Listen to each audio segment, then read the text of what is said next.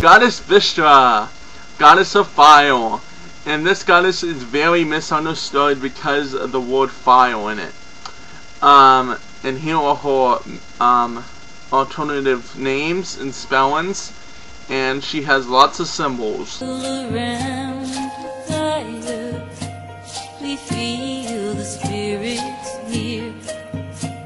We know their loving presence as we offer them our prayers. See the gentle smoke rising from the earth to the sky, sharing each prayer we offer with the ancient ones on high, with the ancient ones on high.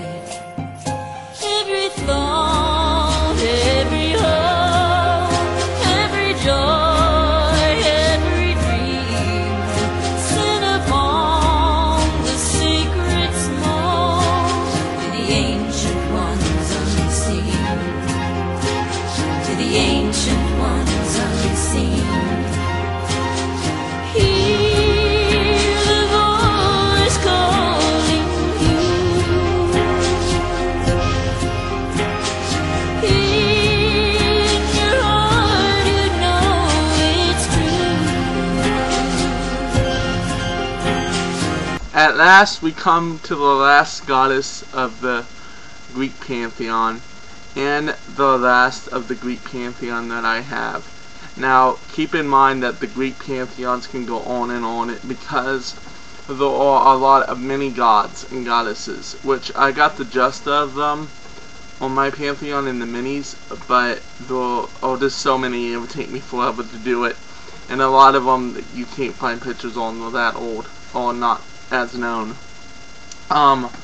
Goddess Vesta, I hope you liked the music, by the way. I couldn't find, I wanted to do sounds of fire, you know, in the background, which would be kind of cool, but believe it or not, it is very hard on YouTube to find any music, or even to find any that I use on my one program to find music.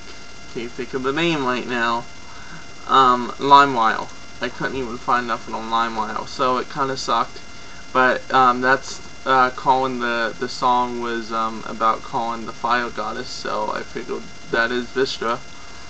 Anyhow, Vesta is a very misunderstood goddess. Part of the misunderstanding is that she is goddess of fire. And among the Christians as we know, not all Christians I'm saying, there's the radicalisms and some that are very ignorant to our culture, is that they assume since she is goddess of fire that she has to do with hell, because hell to them is fire and brimstone and all that shit. But she is not only the goddess of fire, and like I said, misunderstood because of that, but she is goddess of home, goddess of health,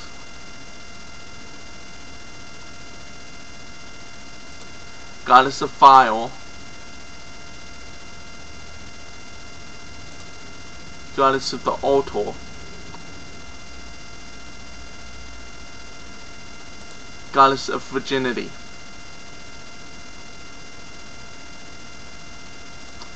Now, as I said, with the Christians, that they kind of feel her as like she's gonna like turn you into fire, and she's part of Satan and all that, which she's also a woman goddess, which they call or something else. I listed it there, Hestia, I think, or Hoth, that I listed in the alternative spellings. But this the fact of fire, for some reason, you know, they think of hell, and it pisses me off when they do that, because she's a very important goddess to me personally, because my element is fire. And if you have the element fire, she's a very good goddess for you to work with. and especially her being home and health. I mean, what's bad about that? She's helped you at your house. She's goddess of your health. So if you have health problems, call on her. And the auto pick I showed you was my auto, my personal auto. As you saw, it was Egyptian. Now she's goddess of virginity, and you saw I had a picture of a cherry there. That's kind of humorous, but I got tired of using the Virgin Mary because I really don't believe in, you know, Christian stuff. But that I just don't understand the main reason, just because she has fire on her name, all of a sudden she's evil and all that. And she was a very beautiful young goddess. Her sacred animal is the pig. Now that kind of surprised me when I did my research, that she had her goddess of pigs. She must be really mad at us right now, especially in America, for how much meat we eat and how many pigs we swallow a year. It's sad if you think about it, but that's her sacred animal, is the pig. And her sacred plant or fruit is the flowering plant. And I thought she meant like a plant that you put in a plot or something to grow, like you would in the city and stuff. But no, it's not. It's actually a plant. I never knew that. Her sacred color is red. And as you see here, I use the roses for all the goddesses now. And I've been using the rose to represent the sacred color. I just think it's kind of cool to use that. Her sacred objects was the hearth, kettle, flame.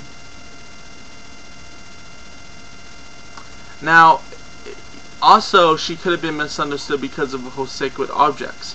She's also very sacred to pagans in general because of these items. Now, hearth, I consume that as probably health, but I don't really know what hearth means. If you can help me on that, that'd be great in the comments. I'm not getting many comments, but I am from Pagan Steve, and my other, I can't remember your full name right now, but PG I'll just call her, that she lists herself off as, and she does an excellent job on, she actually did my Egyptian Pantheon coming up. She does a really good job. She's working for me for another intro. So she's a really awesome person. And those are mainly the only two that have been commenting. I don't know why. But anyhow, the kettle being sacred to pagans also, as we use it as in our magic, a lot of us do, on our auto table when we do spells, if you do burning spells especially. But right now I don't have one. I just have like a small little one that I'm using. I hope I get one soon. And flame, of course, meaning fire, so evil, right? But without fire, fire is very misunderstood. Yes, fire can be very destructive, but it can also be very helpful. You know, it's like, you don't really want to turn your back on fire because it has its, you know, bad side and its good side. Without fire, we wouldn't have a lot of the luxuries we have today, you know, a lot of them. And her mom was Raya, and her father was Cronus. Now, as you see, she has the same parents as Zeus. I know I keep referring back to Zeus, but that was her brother. And she has the same parents as, well, I didn't really list them, did I? I forgot to, oh, never mind. I'm messing up here, Jesse. She has the same parents as Hera, also, Queen of the Gods. And same parents as, I'm showing up here on my thing real fast, Demeter. And see who else. Do you have anyone else?